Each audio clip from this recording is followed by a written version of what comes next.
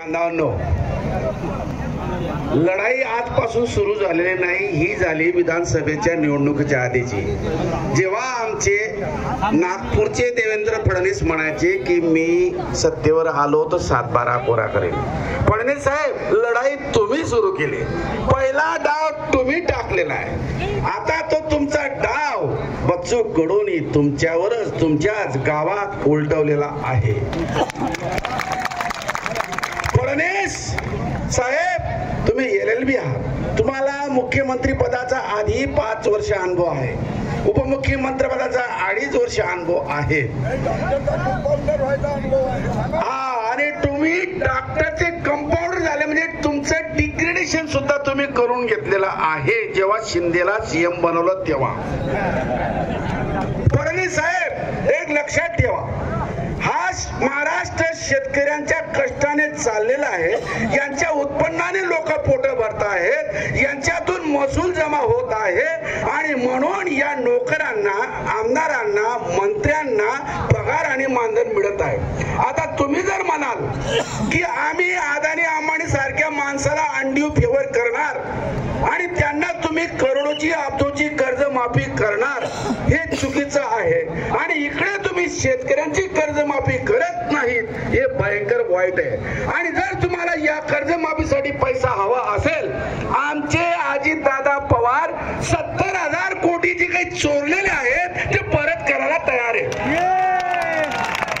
कालच शरद पवारांनी अजितदादांना सांगितलं, अरे ओ भतीजा, वो जो तुमने माल चुराया है ना 7,000 करोड़, वो वापस कर दे। अगर वो तुमने वापस कर दिया ना तो तुमके जेल जाना पड़ेगा, ना तो तुमको गंगा में डुबकी लगाना पड़ेगा।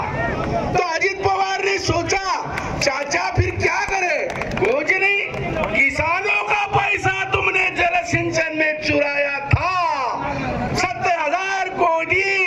अरे ये कोई जलगांव का आदमी शिवराम पाटिल नहीं बोल रहा है, ये पहले बोला था देवेंद्र फडणवीस महाराष्ट्र विधानसभा में, ये दोबारा बोला था नरेंद्र मोदी भोपाल की सभा में, ये तीसरी बार सिद्ध हुआ है। चितड़े कमीशन के अहवाल के अनुसार अजित पवार ने 70,000 करोड़ चुराया है।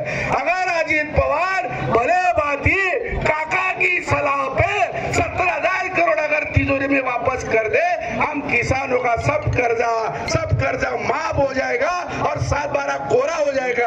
अगर अजित पवार तैयार नहीं होगा तो अजित पवार तैयार नहीं होगा, ये तुम्हारे जो मंत्रिमंडल है उसमें से 35 मंत्रियों को विधानसभा के पोर्च में उल्टा लटकाओ, नीचे से धुनी लगाओ, अरे पैसों की बोरियां भर जाएगी, पैसों की बोरियां भर जाएगी।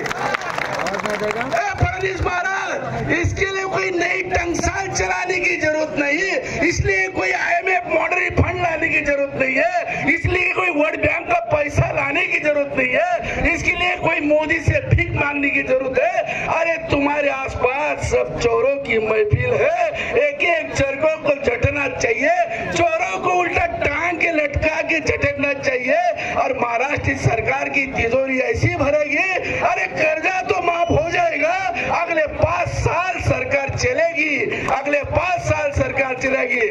फडणवीस, सब चोर लोगों को तुमने मंत्री बनाया है। मैं जलगांव का आदमी हूँ, मेरे यहाँ गुलाबराव पाटिल अरे पान को चूना लगाता था, चूना, और वो टपरी में बैठ के टैंगो बेचता था, चुरा के टैंगो। उस आदमी के पास 5 साल में 2,000 करोड़ की जायदाद कहां से आ गई, संजय सिरसाट के पास कहां से आ गई, अरे गिरीश महाजन के पास कहां से आ गई, तुम बोलो अजित पवार के पास इतना दौलत कहां से आ गई? ये चोरों तुमने चुराया है, ये चोरों तुमने चुराया है। और देवेंद्र फडणवीस, तुम इन चोरों का महाचोर सरदार बना हुआ है। देवेंद्र फडणवीस, तुम चोरों का सरदार बना हुआ है, तुम कितना भी कानून चला ले, तुम कितनी भी अक्कल चला ले, अब ये किसान होशियार हो चुका है, अब ये उठने वाला नहीं, ले लड़ने वाला है। या तो फडणवीस जाएगा या तो कर्जा माफ होगा। नमस्कार।